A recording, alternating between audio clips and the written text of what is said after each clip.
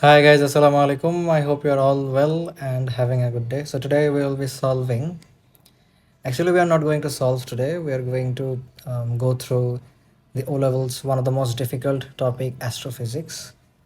So without wasting any more time, let's get started. As you guys are left with only a couple of days before your O levels exam, so let's start. So the first topic is the universe, gravity, and orbits. Okay, we are living in the universe, right? We are actually living in the Earth, and this Earth is not the end. After we get out of the Earth, there is a whole universe left. Actually, in the whole universe, the Earth is just a small part of the universe. Let's say you go to a sea. Let's say you are going to the longest sea beach in the world, Cox's Bazar, and then if you pick just one droplets of water out of those out of that big sea, that droplets of water is very small in comparison to the whole sea, right? Just like that, the whole earth is very small in comparison to the whole universe. So this is a very good example. So without wasting any more time, let's start the chapter. So here the first thing that is written is, you can see, the universe is an enormous space containing billions of galaxies. So the universe is, let's say this is the whole universe. Okay, this is the whole universe, and this is the whole universe, and this whole universe, there are billions of galaxies. Okay, and each made up of millions and billions of stars, and these galaxies, each of these galaxies are made up of billions and millions of stars. So basically our earth is, let's say, a star. Our earth is actually a planet which is situated in the galaxy Milky Way. Milky Way is a galaxy in which our earth is, and there are thousands and billions of galaxies in the whole universe. And inside the galaxy, okay, inside the galaxy there is earth. Let's say this is the whole universe, and inside this universe there are thousands and thousands and thousands of galaxies. And if you probe into one of these, if you probe into one of these galaxies, let's say this is one of the galaxy, out of it, this is the earth. So basically you can imagine how small earth is in comparison to the whole universe. Okay, now our Milky Way is a spiral shaped galaxy. Our Milky Way is a spiral shaped galaxy. How our Milky Way is a spiral shaped galaxy, I will show you guys this within a couple of minutes. Just give me 1 minute. So basically this is our galaxy, which is the Milky Way. This is our galaxy, which is the Milky Way, and you guys can see some spirals right here.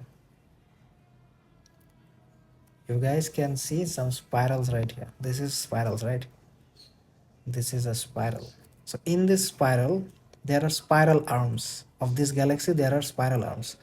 These are the spiral arms, and in these spiral arms, this is another spiral arm. There are a couple of spiral arms. Okay, there are a couple of spiral arms. So out of this one spiral arm, this is another spiral arm. Out of this one spiral arm, this is the spiral arm in which our earth is. So you guys can, not actually our earth, our whole solar system is. Let's say you just need to understand about the earth right now. So basically this is the whole, this as a whole is the galaxy, and out of this galaxy only this small portion is where our earth is situated. So you guys can understand how small it is. And this earth is in one of its spiral arms. There are a couple of spiral arms, right? This is the first spiral arm, this is the second spiral arm, there is another spiral arm right here. So basically there are a lot of spiral arms. Out of these spiral arms, there is one spiral arm in which our earth is situated. So now let's move forward.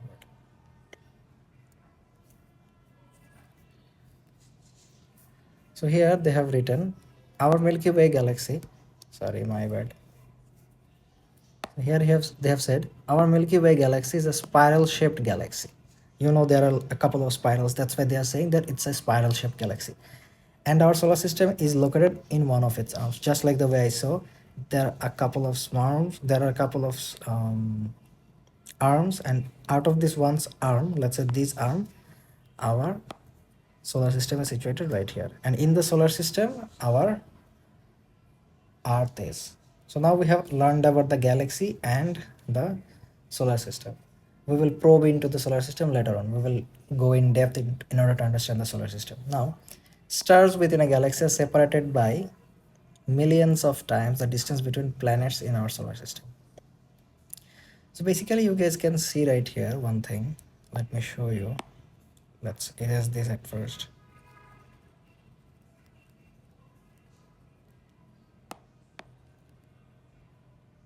So here what they have tried to make you guys understand is stars within a galaxy. So in this galaxy, this is a whole galaxy, right?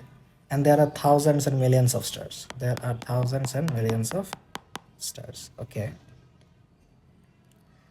Stars within a galaxy are separated by millions of times the distance between planets in our solar system.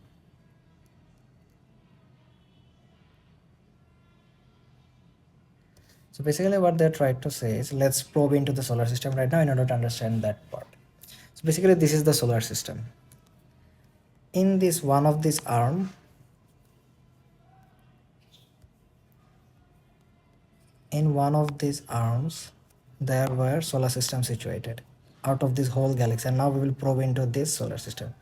Let's probe into this solar system. In this solar system, you can see there is the sun, above which or around which all the other planets are orbiting. Let's say the first is this, which is the Mercury, and then there is Venus. Just like this way, there are 8 planets which will be orbiting the sun. And now there are distances between these planets, right? Let's say this is traveling, let's say this Mercury is traveling in this orbit, right, which is this one. And there is a distance between these two orbits, right, between the Mercury's orbit and the Venus. the, the, the point at which they are orbiting, there is a difference between them. Let's say between this and this, between Uranus and between Earth, there is a distance between them, right? There is a distance between them. So this distance between two planets is very small compared to the distance between the stars in a galaxy. In a galaxy, the stars are further apart compared to that of the distance between these two planets. Okay, between these two planets. So let's say there is one, this is the whole galaxy, right? Let's say there is one star and this is another star. So the distance between these stars is way more further apart. They're further apart, or the distance is way more bigger compared to that of two planets, okay, inside the solar system. So basically in the galaxy, the stars are well and more apart compared to that of the planets in the solar system. This is what they try to make you guys understand. Stars within a galaxy are separated by millions of times the distance between planets in our solar system. Okay, if the distance between two planets in a solar system is, let's say, 1 meter, then the distance between two stars in a galaxy is, let's say, 1 million meter. So the distance is 1 million times compared to that of the planets in between the solar system. Okay. Now let's move forward to the next part. What they have said, gravity is the force that keeps stars together in a galaxy. Actually, this is something that we will learn in detail in the next part of the syllabus. Just keep them right now like the way it is. Just understand one thing, that gravity is the force that is keeping all the stars together. There are a lot of stars here, right? In the galaxy, there are thousands of stars. So why don't the stars go out of this galaxy? They are not going out of this galaxy because gravity is acting on them, and they are all inside the galaxy just because of the gravitational force. Okay, just understand this part right now. Later on we will make you guys understand these things in a more detailed way. So, and causes them to orbit the galactic center. So this let's say these stars are orbiting the galactic center, right? These stars are orbiting inside the galaxy. So this is what they are trying to say. Just like planets, galaxies rotate around their centers. The galaxies also rotate. Okay, just like the planets, you know, this Mercury, Venus, Earth, Mars, Jupiter are all orbiting around this sun, right? Just like this way, the galaxies also rotate around their center. Let's say this is a galaxy. Okay, this galaxy will also rotate around its center. This is the center of that particular galaxy, so it will rotate around its center. Okay, so this is basically what they try to say. Now, galaxies are mostly empty space. Yeah, this whole galaxy you can see right here. You can see a lot of things, but in real time, these galaxies are mostly empty space. These things are very small in compared to the size of the galaxy. So let's say this is a whole galaxy, and only there are this type of stars, and all the other part of the galaxy is mostly empty space, though there are thousands and billions of stars, but the size of the galaxy is so big that these thousands and billions of stars only take a very small amount of space compared to that of the whole space of the galaxy. And the distance between galaxies are much greater than the distance between neighboring stars within a galaxy. Okay, so basically they are trying to say, let's say this is one galaxy, this is a galaxy which is our Milky Way, and this is another galaxy. So the distance between one galaxy from the other is way bigger than the distance between neighboring stars within a galaxy. So there are stars in the galaxy, right? And the distance between the stars in a galaxy is much smaller than the distance between one galaxy from the other. So basically this distance is way more bigger. Okay, just like the way the distance between one planet to the other planet is very small compared to that of one stars to other stars in a galaxy. Okay, this is what they tried to make you guys understand, nothing else. So basically we are done with this part up to now. Let's move forward to the next point.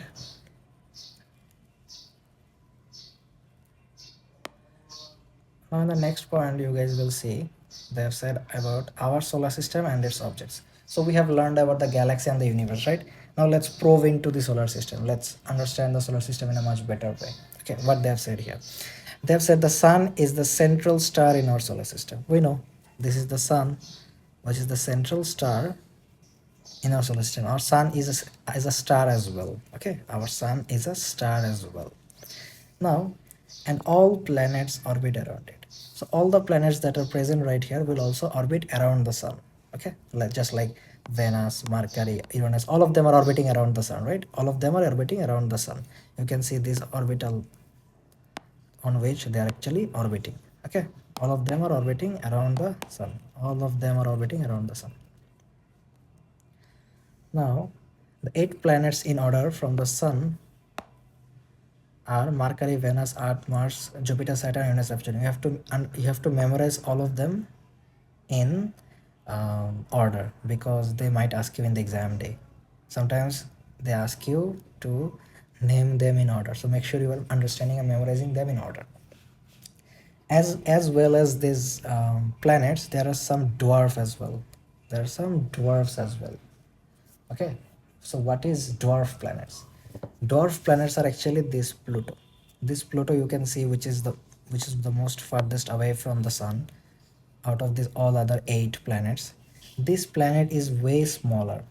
This is not actually a planet. This was regarded as a planet before, but now no more they regard this as a planet anymore, because in order to be a planet it must have a certain size, and this Pluto is very very small. That's why they do not regard them as planets anymore. So they have written some dwarf planets like Pluto are too small to be classified as full planets. So they are no more classified as planets. They are only classified as stars.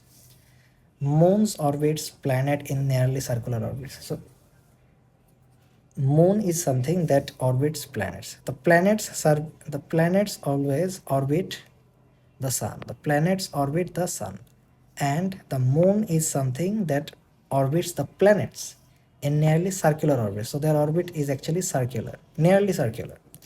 There are a type of natural satellite. Moons are a type of natural satellite, meaning they are not man-made. They are made by the god. So basically they are satellite as well. Moons are a kind of satellite which has been made by the god, and they orbit planets in a nearly circular orbit. Okay, which is not completely circular but nearly circular. Okay, now let's talk about, we have seen about the natural satellite, which is moon. Now let's look after the artificial satellite. So what actually artificial satellite is? Artificial satellites are satellites which are built by humans, which are not god made. These are made by the humans, which also orbits the earth for purpose like communicating and weather tracking. Okay, just like the way, for an example, Bangabandhu satellite was published or um, launched few years back, right? Just like that one, Bangabandhu satellite was an artificial satellite as well. So these kind of things are the satellites which orbit the earth for purposes like communication and weather tracking. Okay, Now let's move forward. They have said other objects in the solar system includes asteroids and comets.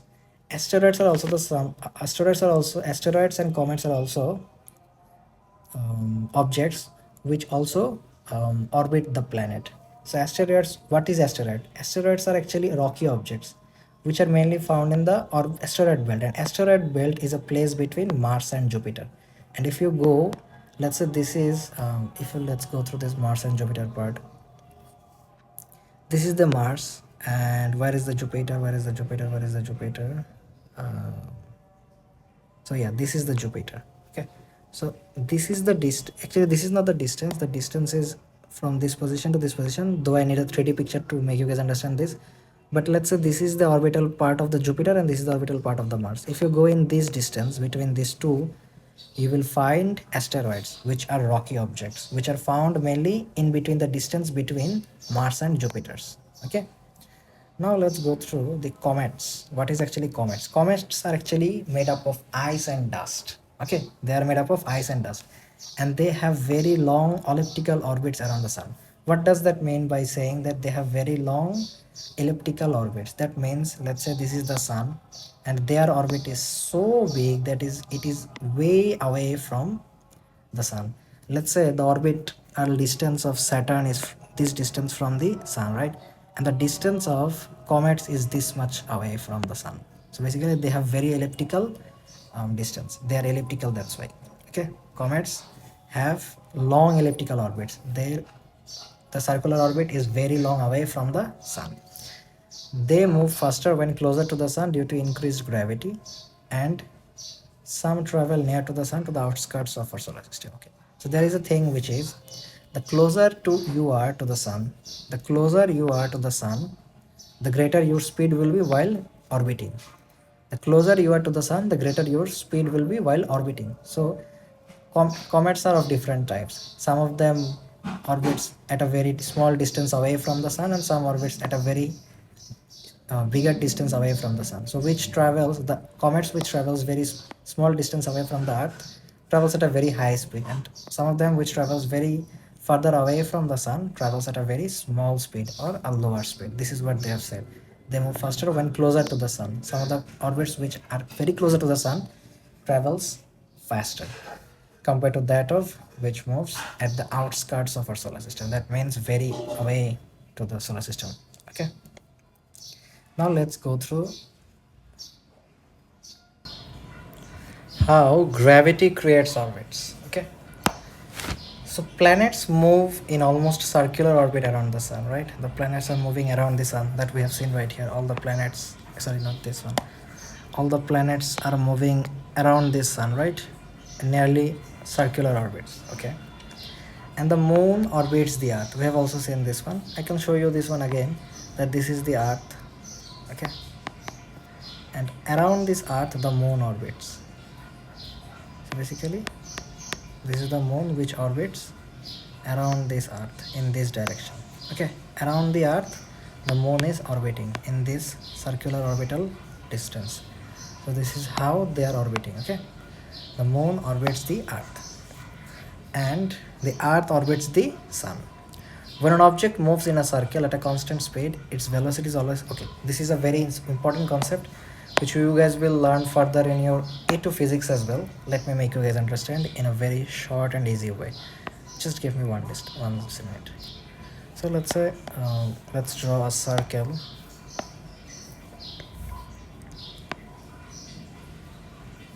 Okay, so this is a circle, right? Now just give me 1 minute. So here, let's say in this circle, this is the moon. No, actually this is not the circle.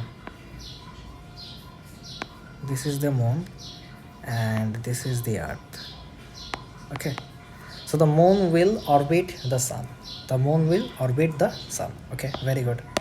Now when an object moves in a circle at constant speed, let's say this moon is orbiting the sun, the moon is moving in this circle. Actually the moon will move in this circle at a constant speed. The speed of the moon will be constant while traveling in this circle. But as we know, though the speed of the moon while traveling in the circle or moving in the circle is constant, but still this moon will accelerate. How is it possible? We know acceleration is only possible if there is a change in velocity, but the speed is constant. If the speed is constant, how acceleration is present? This is because acceleration is a vector quantity, right? It has both magnitude and direction. Acceleration has both magnitude and direction. Speed has only the magnitude. Speed doesn't have any direction because speed is a scalar quantity, right? Speed is a scalar quantity. So though the magnitude of this moon, the magnitude of speed of this moon is, let's say, 50 meter per second, which is constant, but as it is moving in a circle, in every position it is changing its velocity, it is changing its direction, right? It is constantly changing its direction. Let's say we are moving in a circle. So this is a car. If you are moving in a circle, your direction is constantly changing. When you move in a circle, your direction is constantly changing. So when your direction is constantly changing, though your magnitude is constant, your direction is not constant. Your direction is changing. And acceleration depends upon both magnitude and direction. So as your direction is changing, we can say your velocity is changing. Though your speed is constant, but your velocity is changing. And when your velocity is changing, your acceleration is changing. Why the velocity is changing? The velocity is changing because velocity depends upon both magnitude and direction, but speed only depends upon the magnitude. The speed doesn't depend upon the direction. Though your speed's magnitude 50 meter per second is constant, but as your direction is constantly changing, your velocity is also changing. That's why when you move in a circle, at that time you are accelerating. This is a very important concept. If you didn't understand this part, please watch the video again for the last 3 or 4 minutes so that you guys can understand this concept, because this concept is very, very important to understand. Now, so basically we have understood all of these parts, I hope. Now let's move forward to the next part. The next part is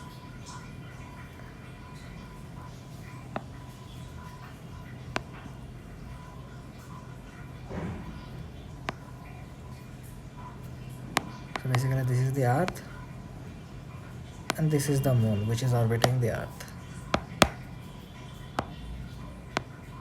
Okay, now as this moon is accelerating in a circular motion, or as it is moving in this orbit, there must be a force acting in this direction, right? There must be a force acting in this direction. This is the centripetal force, which you guys will learn in detail in your O-levels physics. Not in your O-levels physics actually, in your A2 physics. But for the time being, what you guys will have to understand is the reason behind this moon moving in a circle is because a force is acting, and that force is known as the gravitational force from the earth. The earth is exerting a gravitational force on the moon, for which the earth is exerting a gravitational force on the moon in this direction. As the earth is exerting this gravitational force on the moon on this direction, the earth is actually pulling the moon towards himself. That's why the moon is moving in a circular motion. The moon actually has a constant velocity in a straight direction, in this direction. The moon would have gone straight in this direction, but as there is a force acting in this direction, as there is also a force acting in this direction, that's why the moon is moving in circular motion. Otherwise, if there wasn't any force in this direction, the moon would have moved straight into this direction. Okay, so this is what they have said. The force responsible for this acceleration is the centripetal force, which always acts toward the center of the orbit, So this is the center, right? The centripetal force always acts towards the center of the earth. FCS means centripetal force. Without this force, planet would move in a straight line. Without this force, the planet would have moved in this straight line. As the centripetal force is acting, which is the earth exerting on the moon, which is acting in this direction towards the moon. That's why they are moving in a circular motion. And gravity provides this force, keeping planets, moon and satellites in orbit. Okay, they are staying in this orbit because of this centripetal force, and this centripetal force has been exerted by the gravity. Gravity pulls objects inwards. The way I have shown that gravity is pulling the objects inwards. Okay, but their motion causes them to continuously fall around the central object. creating an object. So that's why this is creating an orbit. The moon tries to go in this direction, but as the centrifugal force is acting towards the center of the orbit or towards the earth, that's why it is moving in a circular motion. Satellites stay in orbit because of the gravitational pull of the planet they orbit. So that's, let's say, Bangabandhu satellite. Bangabandhu satellite is orbiting around the earth. So why satellite is moving around the earth and why the satellite is not going in a straight direction at a constant speed? It is not moving in a straight direction at a constant speed because there is a gravitational pull from the earth, or the gravitational pull of the planet earth, for which the satellite is orbiting. Okay, this is what it's all about. Now let's move forward to the next page. Here we will learn about the gravity and orbital motion. Alright guys, so let's go through the gravity and orbital motion. Here they have said weight and gravitational field strength. So let's go through here. The first point they have said is weight is the force on an object. We know weight is a force, right? And the formula of weight is mass into gravitational field strength. So basically weight is a force and this weight depends upon the gravitational field strength. The greater the gravitational field strength is, the greater will be the weight. This is what they have said. Weight is the force on an object due to gravity, okay, and depends on the gravitational field strength of the place it is in. So the place, by saying the place, what they have tried to make you understand is, we will look at them in a more detail. Gravitational field strength, this is the gravitational field strength, is determined by the mass of the body creating the field. Okay, so the gravitational field strength is dependent upon the mass. The gravitational field strength is dependent upon the mass. A more massive body like Earth,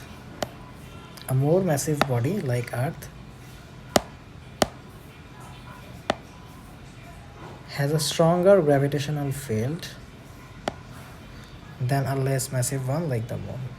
Okay, so basically the more massive you are, or the more mass you have, the greater gravitational field strength you will have, or a stronger gravitational field you have. The stronger gravitational field you have, the stronger gravitational field strength you will have, and it depends upon the mass. For example, Earth is way more bigger than the moon. You can see the Earth is a bigger circle than the moon. Earth is more bigger than the moon, so it has more gravitational field strength than it has, or it has a stronger gravitational field compared to that of the moon. Okay, now in the next part they've said, as a result the object weighs more on Earth than on the moon because gravity is stronger. This is a very good example. Let's say you are standing right here. Okay, if you're standing inside the Earth, you will have more weight. Your weight will be greater because weight depends upon the gravitational field strength. Because the gravitational field strength of the Earth is greater, that's why when you will be inside the Earth, your weight is going to be greater compared to that of when you're in the moon. Let's say you are in the moon right here. If you're staying in the moon, okay, if you're in the moon, your weight will be smaller compared to that of the Earth, because the gravitational field strength of the moon is smaller than the Earth, because Earth is more massive than the moon and the moon is smaller than the Earth. Now they have said about the distance and the gravitational force. The strength of gravity also depends on distance. The closer you are to a planet or star, the stronger it is gravitational pull. If an object moves closer to a massive body, the gravitational force acting on it increases.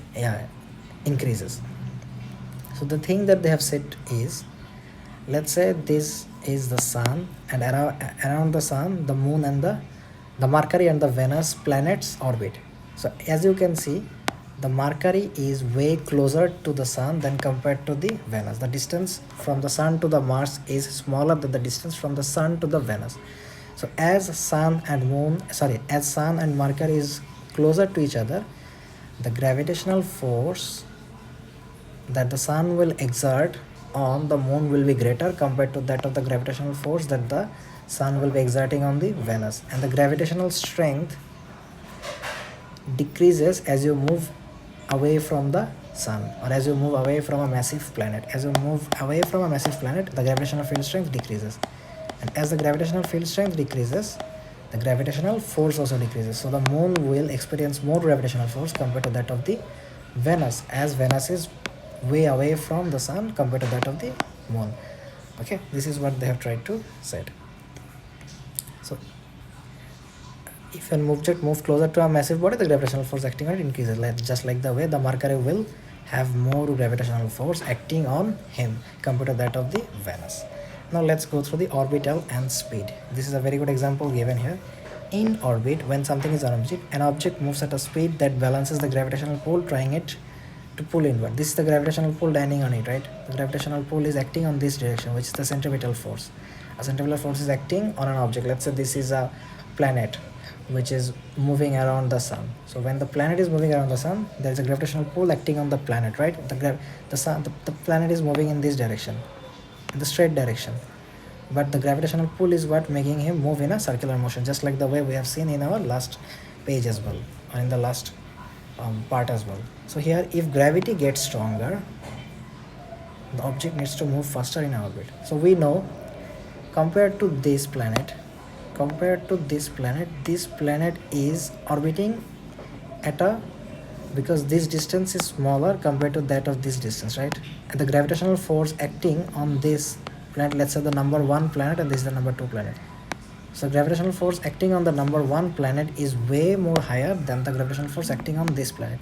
So as it is experiencing more gravitational force, it will have to move at a greater speed as well. When you move closer to the massive object, you have to move at a very higher speed. Okay, we have to move at a very higher speed, and when you move a bit distance away from the massive planet, at that time your speed will be smaller. Actually, this is not the speeds are smaller and bigger because here the orbit is smaller. So when your orbit is smaller, at that time your speed has to be greater, and when your orbit is greater, your speed can be smaller as well. This is the main distance. This is the main difference. If an orbiting object speeds up, if speed spurs, that means if its speed is greater, its speed is increasing, that means it is moving at a smaller orbit, because at a smaller orbit you need higher speed. Okay, if it slows down, that means it is orbiting at its orbit gets larger, because when you are slowing down, that means your orbit is getting larger, because at larger distance away from the sun, your speed can be smaller. This means faster moving objects stays in smaller orbits, just like the way this is moving at 42 meter per second, and it is at a smaller orbit than 30 meter per second, which is at a bigger orbit. So this is basically what this is all about. All right, now let's move on to different types of orbits. Here you can see there are different types of orbits. One is circular orbit. What is actually circular orbits? Circular orbits is the orbits at which the planets and moons. The planets orbit the sun, right? And that orbit is circular. And the moon orbit the earth. That orbit is also circular. Planets and most moons follow almost circular orbits. Their orbits are almost circular. Let's say this is the orbit of the moon, and this is the orbit of the earth. So this is the earth, and sorry, the drawing is not that good. Just give me 1 minute. This is the orbit of the moon orbiting the sun. So you can see this orbit is completely or nearly circular, right? So this is what they tried to say.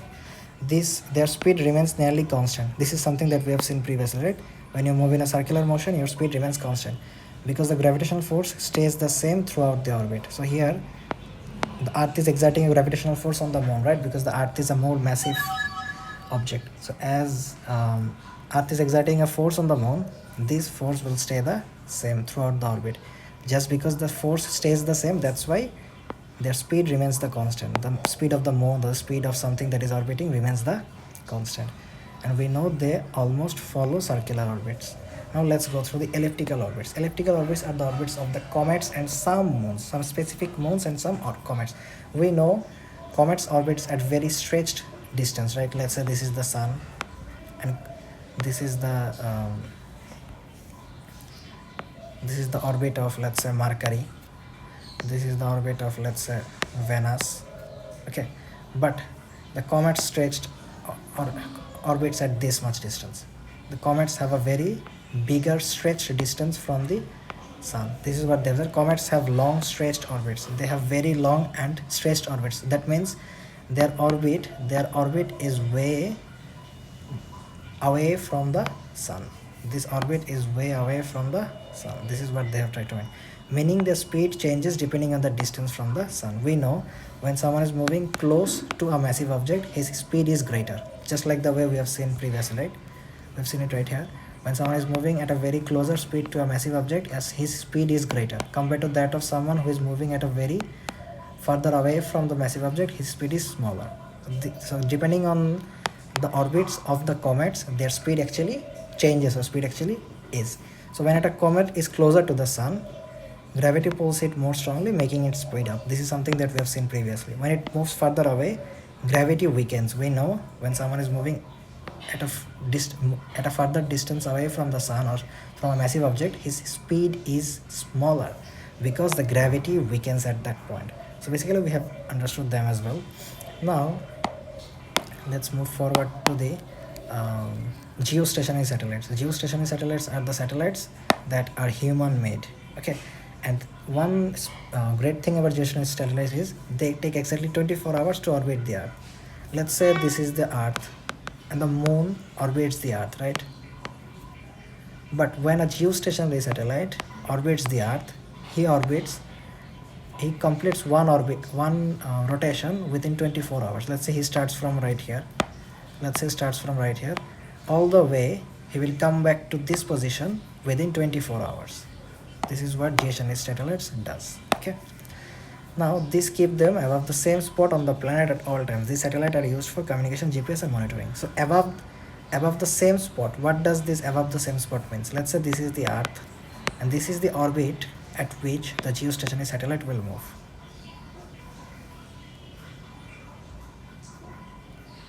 Just 1 minute. So this is the geostationary satellite at which they will move. This orbit will always remain the same for them. They will never ever get out of this orbit. Their orbit will never become this bigger. The geostationary satellite will never become this bigger. This orbit will never become this bigger. This orbit will always remain the same. They will always orbit in this orbit. Okay, this is the orbit. This is the orbital distance that they will always have. Their orbital distance will never ever increase from this distance to, let's say, this distance, because they keep on rotating the planets at the same spot. Okay, now let's go through the next part of the answer, which includes the orbital speed. This is a very important concept.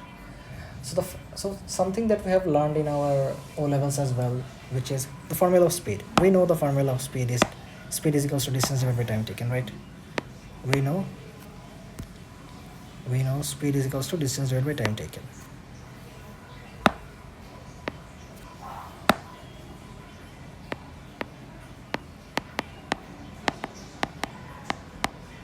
We know speed is equals to distance divided by time taken, right?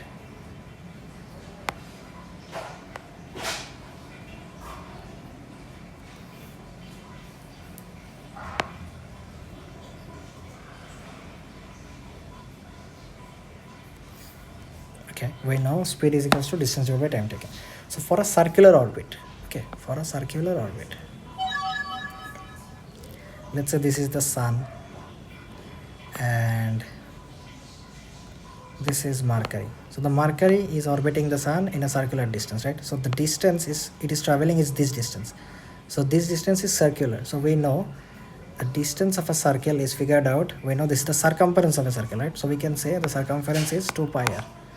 The distance of a circumference, or the length of the circumference, is measured out using 2 pi r, or the circumference of a circle. Actually, the distance of a circle is known as the circumference, right? And the circumference formula is 2 pi r divided by the time taken. So this is the formula of orbital speed. This is the formula of orbital speed, which is 2 pi r divided by time taken. So now let's figure out this formula. So here they have said a satellite orbits the earth at an altitude of 600 kilometers. So let's say this is the satellite.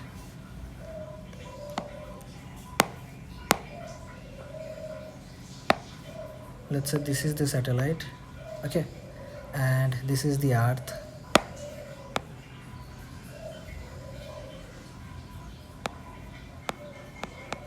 Okay, so this is the earth and this was the satellite. Okay, so they have said at an altitude of 600 kilometers. So altitude means this distance, which is 600 kilometer. Okay, the total orbital radius.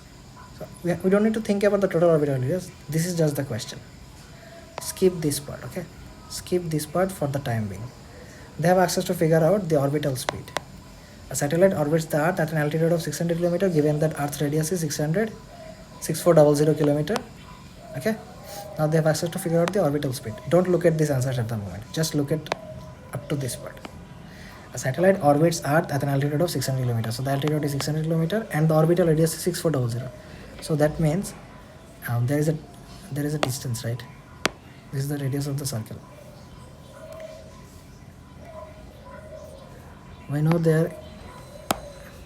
there is a center of the Earth, right? And this is the radius of the Earth itself, which is 6400. So actually the orbital radius, this radius is this bigger. This radius is a whole, right? This 600 degree, this 600, which is from this position to this position, plus this distance. This is the orbital radius, right? So we have to add 600 plus 6400. We have to add both of them, okay? So that's why we have said the total orbital radius is 6400 plus 600, which is 700 km. So now we can figure out the orbital speed.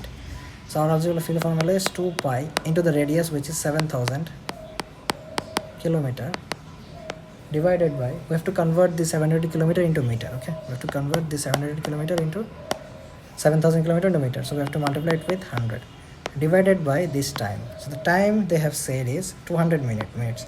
We have to convert this 200 minutes into seconds, which becomes 12,000. So overall the answer is 3.67 kilometers. So the satellite moves at approximately this kilometer per second to stay in orbit. Okay, so basically they have kept this in kilometers, so we have to keep them in kilometer, don't need to multiply it with 100. So basically this is what the actual math is all about. So please let me know if you guys have understood it completely or not, okay? And if you guys have any question regarding this whole astrophysics video, then feel free to ask me in the comment box, or you guys can message our Exam Essentials Facebook page as well, or you can message me in my WhatsApp as well. I have given my WhatsApp number on the description of the video, and as well as on my YouTube channel's description box as well. So please go through that as well. So thank you guys.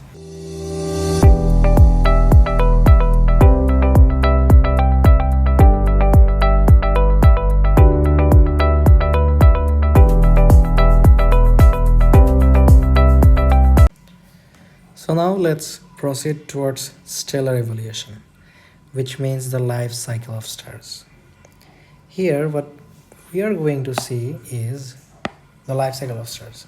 Just like ourselves as a human being, we grow and change over time, right? We grew from 5 years old to 10 years old, right? To 15 years old, and now maybe some of you guys are 20 years old, or at least 18, 17 years old. Just like the way you grew throughout your life is how the stars also grow, okay? Now, how does stars evolve? The star evolution means the evolving of stars, okay? So they began their journey as vast clouds of dust and gas. So there are vast clouds of dust and gas. This is a vast cloud and dust. These are all dust and vast clouds, which is called as nebula. And these nebulas, or these vast clouds of dust and gas, will collapse. So why will they collapse? They collapse means this, let's say there are a lot of particles and dust and gases. So what will happen is they all will collapse. That means they all will collapse just because of the gravitational force. Let's say a gravitational force is acting from the core, okay? So just because of this gravitational force, these particles will collapse. So they will collapse and become a single particle, they will become a protostar. My bad. These particles will collapse just because of the gravitational force, and these particles will become a protostar, okay? And they are collapsing because of the force of gravity. Now, how does they look when they have become a protostar? This is how they will become a protostar from nebula. Nebula are dust or gas, okay? Nebulas are vast clouds of dust and gas, and these vast clouds of dust and gas, due to the force of gravity, will collapse, or they will move in this direction, or they will move closer to each other, and they will form a protostar. Okay, the force of gravity will all the particles close together. Let's say the particles are far apart like this, and what this gravitational force will do is he will bring all those particles closer to each other, forming a protostar. This is what actually it means, and he will be able to pull them together just because of the force of gravity. Now as these particles comes close together, they will collide with each other. Okay, as these particles will collide with each other, the temperature will increase, the temperature will rise in the protostar.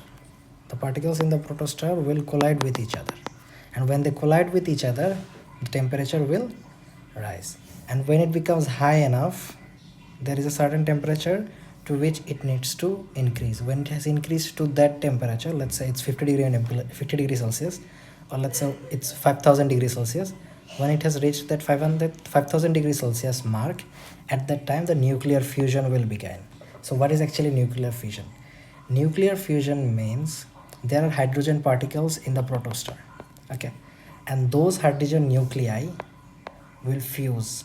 I mean, they will, the fusion of new hydrogen nuclei will make them form helium, and when these hydrogen nuclei will fuse with each other and form nuclei, a huge amount of energy is released. A huge amount of energy will be released, and when a huge amount of energy is released, what will that energy do? This energy keeps the core hot, the core of the protostar. Okay, the core of the protostar will be kept hot by this huge amount of energy, and allows the star to shine brightly. It will shine as brightly as possible. It will be more luminous. Okay, it will shine brightly. Now after its formation, okay, after its formation, the star enters a long stable phase called the main sequence stage. Okay, so now the star enters a main sequence stage. So what is the main sequence stage? It has transferred from the protostar to a main sequence stage. It has transferred from a protostar to a main sequence stage by the fusion of hydrogen into helium. When the hydrogen into helium fusion started, and they started giving huge amount of energy, they started releasing huge amount of energy. Okay, now the star has formed a main sequence star. It has entered the main sequence star, and it has entered the main sequence stage, and it has become a main sequence star, which is this main sequence star. Okay, and this is where it spends most of its lifetime. Okay, typically lasting for several billions of years. During this period, two opposing forces acting on the stars. Okay, let me make you guys understand that two forces. Let's say this is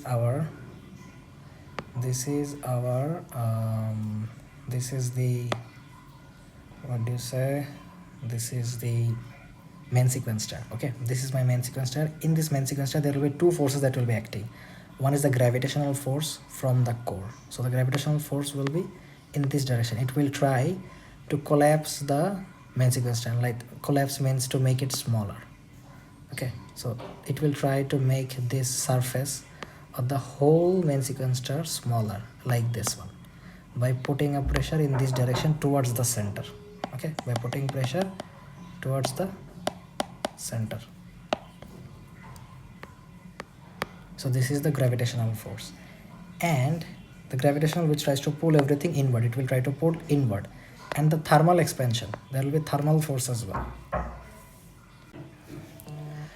So there is thermal expansion as well.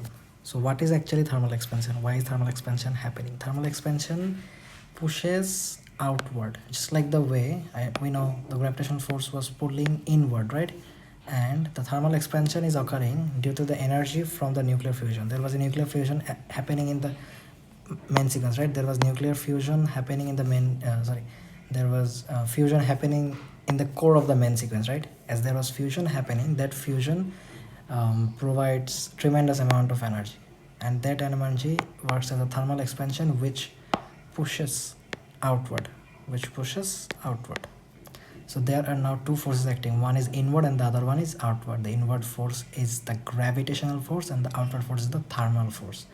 For the time being, the two forces will be balanced, keeping the star stable. However, the lifespan of a star depends on its size. Larger stars burn fuel more quickly. They will have shorter lifespans. So that means the larger the star is, a larger star actually burns their fuel more quickly. So if you are burning your fuel quickly, you will have shorter lifespan. Just like the way, let's say, one motorbike uses more fuel to cover, let's say, 5 meter. So not 5 meter actually. So let's think that one motorbike uses or burns fuel more quickly, so he will be able to ride less distance compared to someone who uses or burns fuel less quickly. Okay, so he will be able to ride more distance. This is how this actually works as well. Larger stars burns fuel more quickly, meaning they will have shorter lifespans compared to that of the smaller stars, which burns relatively less quickly, so they will have bigger lifespans. Okay, now moving to the next part, they have said eventually the hydrogen in the core starts running out. Okay, because we know the hydrogen in the core is fusing into helium, which is exerting these thermal forces, right? This thermal force. So there is a limitation of hydrogen in the core. At some point the hydrogen will run out. At that time this thermal force will stop. At that time this thermal force will stop, and there will be only left with the gravitational force. Okay, now that gravitational force causes the force into this direction. So now this whole main sequence star will collapse. Okay, because there is only one force in this direction, it will become smaller, it will become compressed. Okay, it will become compressed into a smaller size compared to that of this bigger size. As a result, now when it is compressed, these outer layers, there are outer layers in the main sequence star, right? Now these outer layers will heat up. When it will compress, these outer layers will heat up and they will start expanding, turning the star into either a red giant or a red supergiant. Okay, so whether they will become a red giant or a red supergiant, which looks like this, the main sequence star will become a red giant or a red supergiant. Actually depends upon the size of the main sequence star. If the size of the main sequence star was large, then they will become a red supergiant. If the size of the main sequence star was small, then it will become a red giant. Okay, if it is a larger star and if it was a smaller star. Okay, now this expansion makes the surface cooler, giving it a reddish appearance. So make sure you are memorizing these things. The surface cooler, the red giant or red supergiant's surface is cooler. These type of things are really important to remember. Okay, now moving on. For small to medium sized stars like the sun, the final stage occurs when they become unstable and shed their outer layers, creating a cloud of dust and gas. What remains is a small dense core known as white dwarf. Okay, so at some point this red giant will become a white dwarf, and after that white dwarf they will sometime become a black dwarf as well. Okay, this is what they said. Star no longer undergoes nuclear fusion, so it gradually cools and fades over time, and dense core known as white dwarf, they will become a white dwarf. We don't need to know about the black dwarf. Actually this is not in our IGCSE syllabus. We just need to know about the you just need to know about the white dwarf.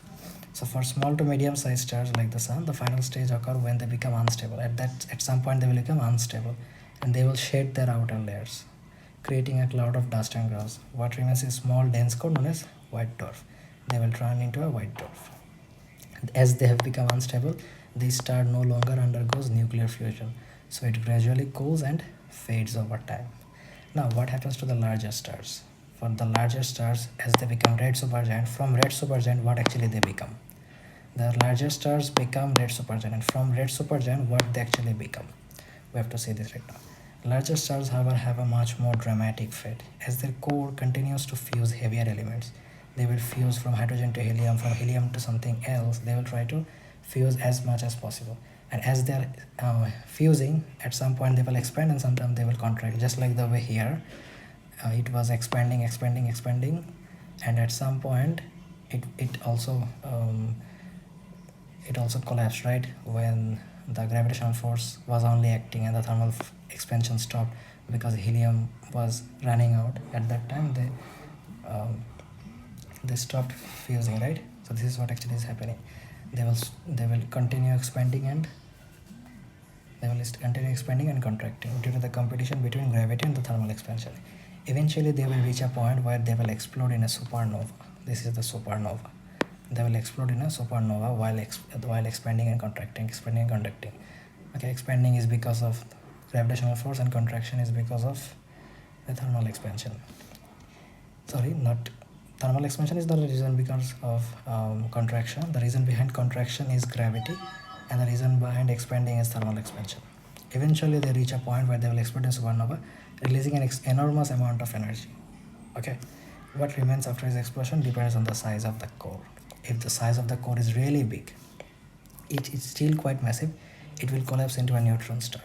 If the supernova is really big, it will collapse into a neutron star, and if it is smaller, then it will become a black hole, an extremely dense object. So neutron star is an extremely dense object made almost entirely of neutrons. However, if the core is even more massive, it collapses further, forming a black hole, a region of space so dense that gravity is strong enough to prevent even light from escaping.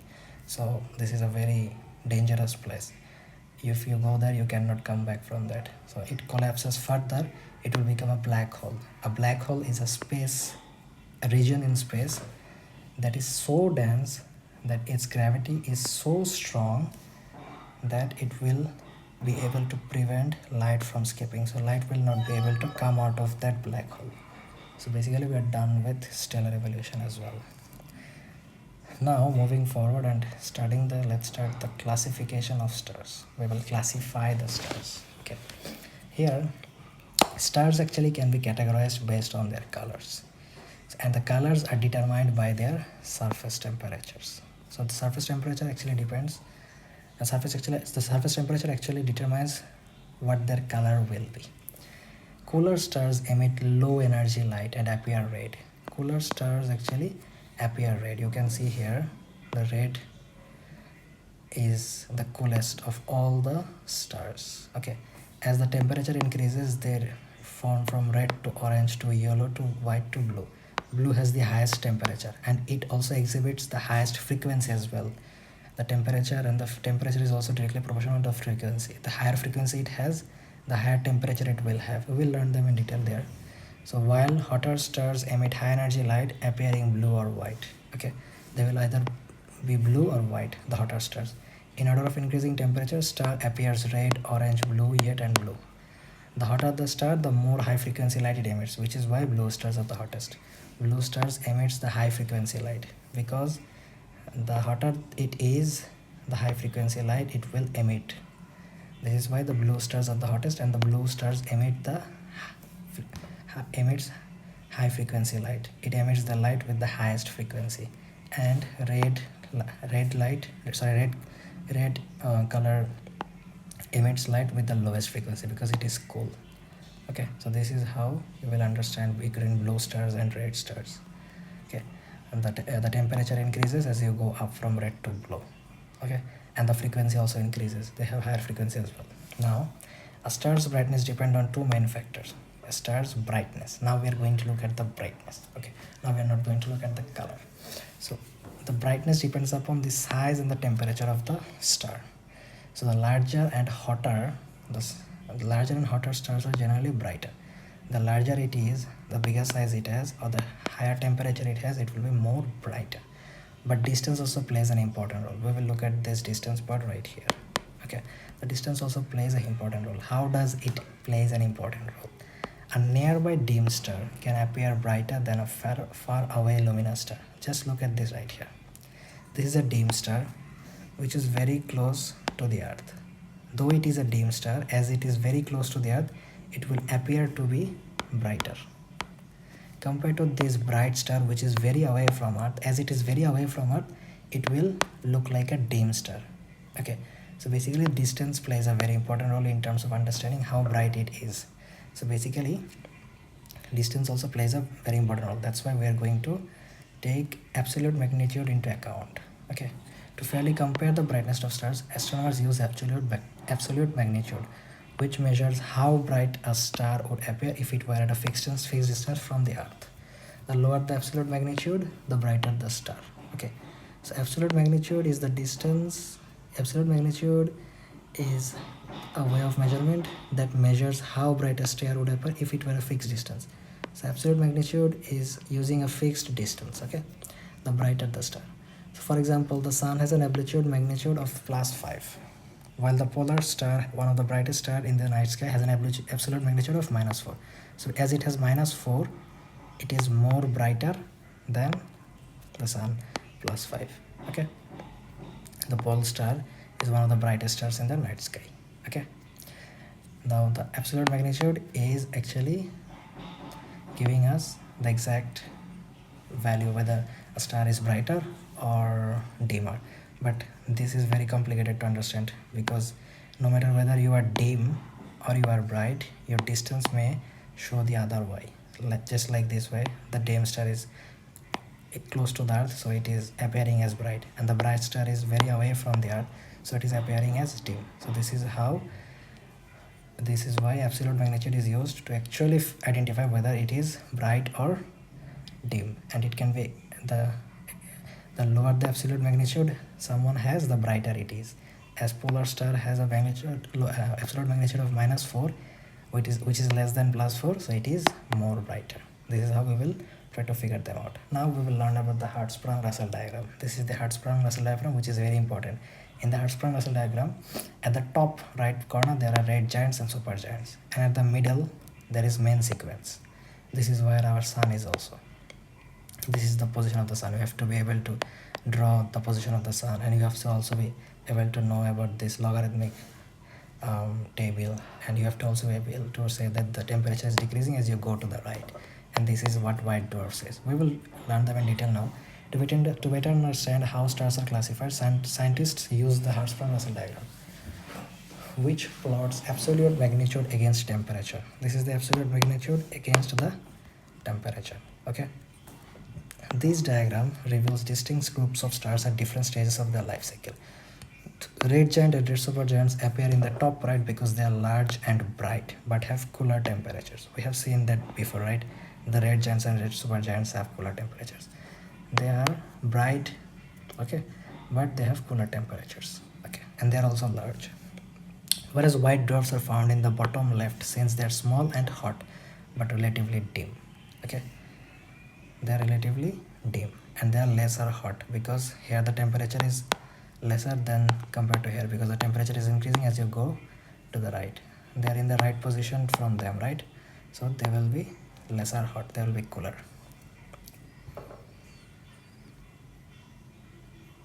Okay, sorry, my bad. They will have higher temperature compared to them. My bad. Now, since they are small and hot but relatively dim, they are dim. I messed up dim with the temperature. Sorry, my bad. Most stars, including the sun, fall along the main sequence, which runs diagonally from top left to bottom right. They are right here, right? Here the sun is also there. The sun is also there. In this sequence, hotter stars are brighter, meaning their position depends on their temperature. The hotter stars are brighter in the main sequence. So basically we are done with classifying stars as well. Now let's move into the next topic. So basically we are at the end of the chapter. Now let's start redshift and the expanding of the universe. So what is actually redshift is? Actually, astrophysics is the last chapter of your O-levels physics, right? This is the space physics chapter. And I think you guys have seen Doppler shift before, right? Because Doppler shift was present in your waves chapter, which is the unit 3 of O-levels physics. So now you guys should be familiar with Doppler effect. If you guys are not familiar with Doppler effect, then kindly please message me on my Facebook page, Exam Essentials. I will provide you guys with one video of mine. Now let's move forward to this part, which is redshift and the expanding universe. You guys will get the video of Doppler shift on my YouTube channel as well. Now moving forward, we can see here they have written, when we observe light from distant galaxies, when we observe light from distant galaxies, we notice that its wavelength appears longer than expected.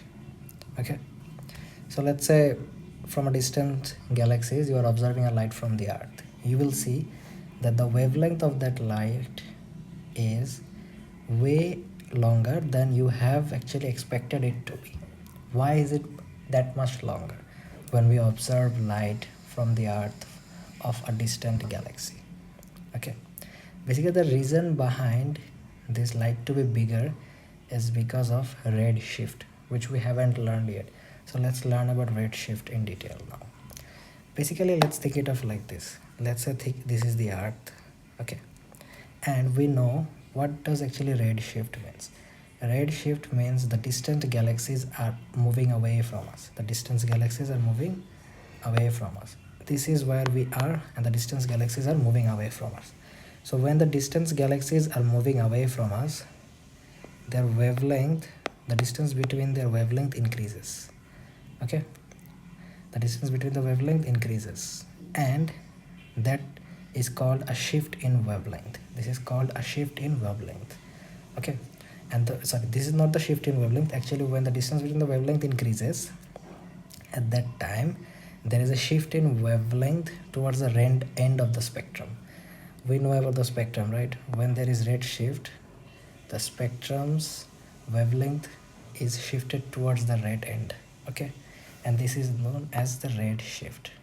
And when does it occur? It occurs due to the Doppler effect that I was talking about before. Okay, the Doppler effect describes how waves change in frequency and wavelength depending on the motion of their source. So how does it change depending on the motion of their source? Okay, if an object moves away from an observer, the wave it emits are stretched. The thing I said that these waves are stretched. They are moved as the galaxy is moving away from us, or as the star is moving away from us. The waves here are stretched, increasing their wavelength and shifting towards the right end of the spectrum. When the wavelength increases, at that time the wavelength will shift towards the right end of the spectrum. We will look at the spectrum later on as well. This is the spectrum actually. It will shift toward the red end of the spectrum. Let's see in this part. Okay, if an object were moving towards the observer, let's say if the earth was here, okay, now the galaxy is moving towards the earth. You can see here the distance between the two wavelengths is very small, so they are compressed, they are not stretched. Here it is stretched, and here the wavelengths are compressed. The waves will be compressed, shifting towards the blue end instead. So here in these terms you will see that the wavelength has shifted towards the blue end of the spectrum. So basically this is the spectrum. Okay, though this is the absorption spectrum, but actually the spectrum looks like this, but there are no dark lines in the actual spectrum. Normal spectrum, continuous spectrum, I'm talking about the continuous spectrum. Now, since the light from most distant stars and distant galaxies appear red shifters, why does they appear red shifted? Because they're moving away from us. Astronomers conclude that these objects are moving away from us. Red shifted means they are moving away from us because the wavelengths are stretched out. Okay, the farther away a galaxy is, the greater the red shift. I mean, the greater the difference between the wavelengths, and the greater the shifting of the wavelength towards the right end, meaning it is moving faster. Okay, it is moving faster. This suggests that the universe itself is expanding. As the galaxies are moving away each other, the universe is expanding. As galaxies are not just moving through space but being carried out as space itself stretches. Not only the galaxies are stretching, but also the space itself is stretching. This is what they're trying to say. Okay, so there are basically some important points that you guys will have to remember. Now moving forward, why do actually galaxies appear redshifted? What is the reason behind the galaxies appearing redshifted? We will learn them in this part with the absorption spectrum as well. This is a very important topic which you will learn in more detail in your A2 physics, but for the time being we can learn them right now. You will also learn them in your AS physics as well. Here what they have said is, you can see evidence for this comes from analyzing how light interacts with different elements. How light will interact with different elements. Actually, when light passes through a sample of an element, let's say light is passing through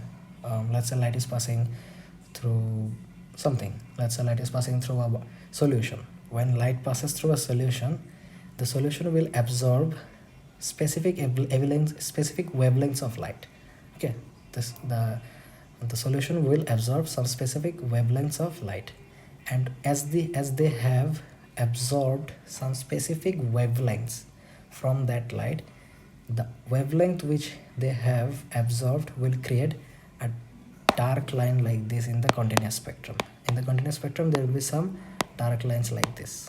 Okay, by looking at these dark lines we'll be able to understand the color of that wavelength and the frequency of that light or that wavelength. So what they have said is creating a pattern of dark absorption line spectrum when the element absorbs specific wavelengths.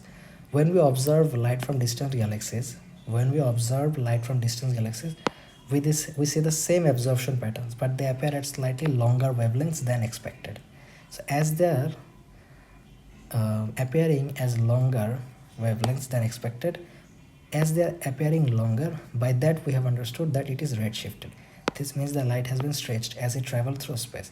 If it was similar to what we have observed in our this spectrum, then we would have said yes, they have been similar. But as they have longer than expected, as we are getting longer than expected, we are saying that it is stretched, right? Providing that galaxies emitting it are moving away from us. That means the galaxies are moving away from us as they are stretched. We have seen this part before, right? When they're stretched, we understand that the galaxies are moving away from us. We have seen this before. Which part?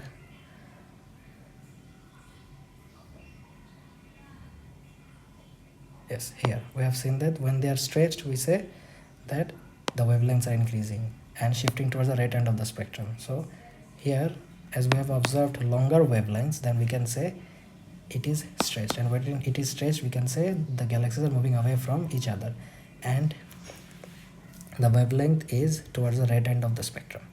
Okay, now so basically by measuring how much the wavelength has increased, scientists can calculate the velocity of a galaxy using the formula. There is a formula which will help to calculate how much the wavelength has increased. That formula is del lambda by lambda is equals to v by c.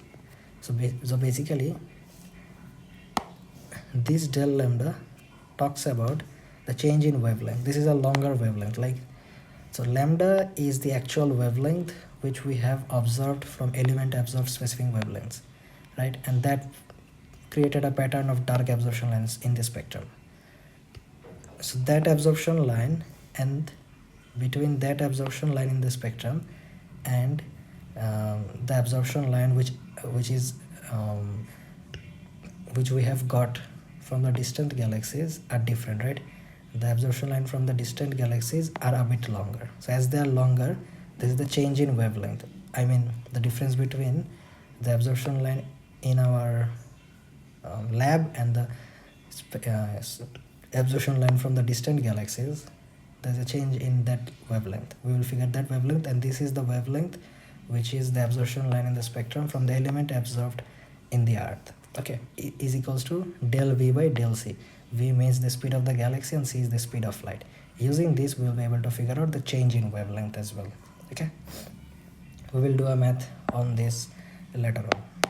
Now using this formula we can determine how fast galaxies are moving away from us. Okay, we can use this velocity, providing further evidence for an expanding universe.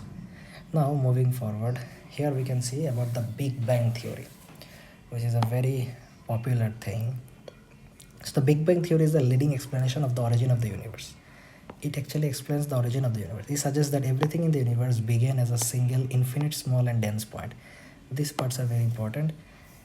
Every universe began as, these parts are very important. They are single infinitely small and dense point. This dense infinitely small and as a single unit. These kind of things are very important to remember. Okay, just remember these things. Now moving forward, this point then rapidly expanded.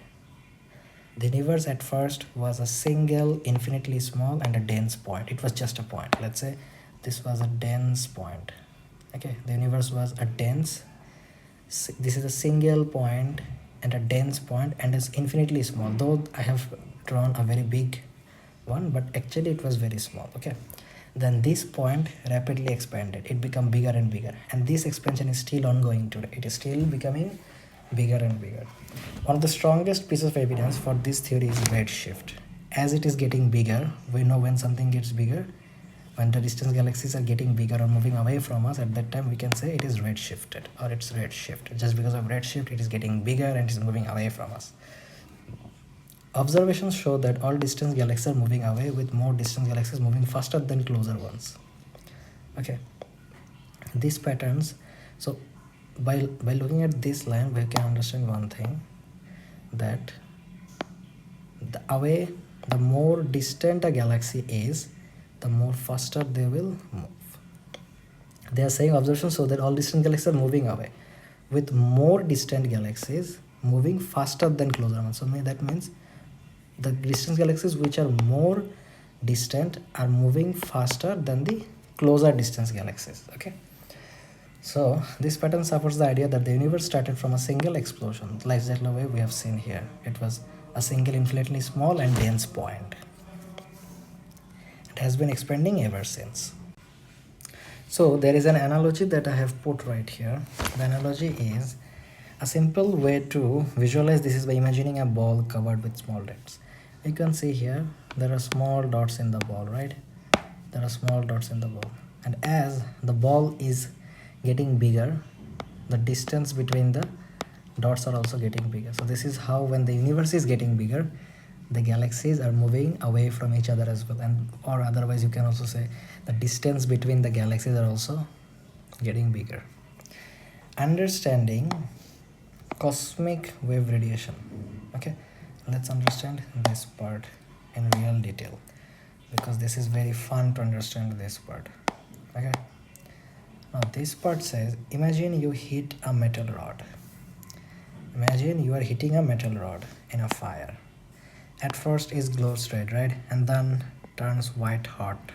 If you remove it from the fire, it cools down and the glow fades, right? You have done this at your home. If you hit a metal rod, at first it becomes red and then it turns white hot. And then if you remove it from the fire, it will cool down and it will glow fade. However, even after it stops glowing, it still radiates heat as infrared energy, right? You cannot touch it because your hand will burn, because it is radiating heat. Though you have removed it from the fire, but it still radiates infrared energy and it radiates heat. Now we will apply this thing to the Big Bang theory. Okay, now we will apply this to the Big Bang theory. The universe started as an incredibly hot and dense point. We have seen this part before as well, right? Single, infinitely small and dense point, where it exploded and began expanding. We have also seen that it is exploded and began expanding. It is still expanding, but it exploded before. At first, it was filled with intense radiation. It was filled with intense radiation. Just like here, it was filled with intense heat. It was very hot, right? When you just remove it from the fire, or it was just burning and it was very hot. Just like this one, at first the universe was filled with intense radiation. This is what the scientists believe. Over time, as the universe expanded, these radiations stretched, right? Just like this one, the galaxies are stretching, or the galaxies are moving away from each other. As the universe expanded, the radiation was also stretched, just like red shifted light, and cooled down. It was cooling down, just like the way you cool down here when the radiation stops. Okay, this leftover energy is still present but has shifted into the microwave region of the electromagnetic spectrum. Maybe you guys have seen the electromagnetic spectrum in your waves chapter as well, right? Where there was visible light, then microwave, infrared region. There are also the different parts. Now it has moved from the now it has moved to the microwave region. It has become lesser effective. Now this faint radiation is what we call cosmic microwave background radiation. There is still radiation. So as there is still radiation, we can say that it started very before and now it is just showing a small radiation. Just like the way while you have removed the metal from the fire, but still it is radiating heat. Just like this way, though the explosion happened really long time ago, but still there is some background radiation that has been observed by the scientists in the earth. The scientist has observed some background radiation. So though it has exploded really thousands of years back, but it still there is some faint radiation that the scientists has observed. So that means, just like that analogy of metal rod, though you have removed it from the fire, but it is still radiating heat energy. Just like that way, though it has exploded before and now it is expanding, still when it is expanding it is become cooler, and it exploded really thousands of years back, but it is still emitting radiation in the form of cosmic microwave background radiation, which the scientist has observed. Scientists have detected this magnetic radiation coming from all directions space. This proves that the universe was once extremely hot and dense, just like the way we said that it was dense and it was hot as well. Here we have seen hot, here we have seen hot and dense point. Just as the Big Bang theory predicts, the presence of cosmic microwave background radiation is like finding heat left over from an old fire, confirming the fire of the Big Bang once existed. This theory and this detection of the scientists prove that they are actually true, and basically once the universe was really hot and dense, and it was a single point as well. It was a single point which was very small and really dense. This is why, though it is now expanding and becoming cooler, but as it exploded before, still its background radiation or its radiation is present in the earth in all direction in space, from all the direction. Okay, so this is why the reason is. Okay, so basically we are done with the whole astrophysics chapter. And for the May 2025 and October 2025 O-Levels physics candidates, both at Edexcel and Cambridge, we are launching a high impact crash course. In that crash course, you guys will be getting 4 classes per week for the May 2025 candidates. Every classes will be of 2 hours. Okay, in the first month of March, we will try to complete the whole syllabus within the first 16 classes. And then later on April month, we will extensively solve all the question papers to make sure that you guys are preparing to the fullest of your potentials for the exam, and you can ameliorate your score by studying under exam essentials. So without wasting any more time, message our Facebook page or message us at our WhatsApp number, which will be given in the description box of the video, as well as you will find in our YouTube channel's description as well. Okay, so please message us on our WhatsApp or on our Exam Essentials Facebook page, or you can call me on my number as well and join our course to ameliorate your exam scores. And if you have liked this video, please share this video to your friends and subscribe this channel to get more videos like this. Have a good day guys. Assalamu alaikum.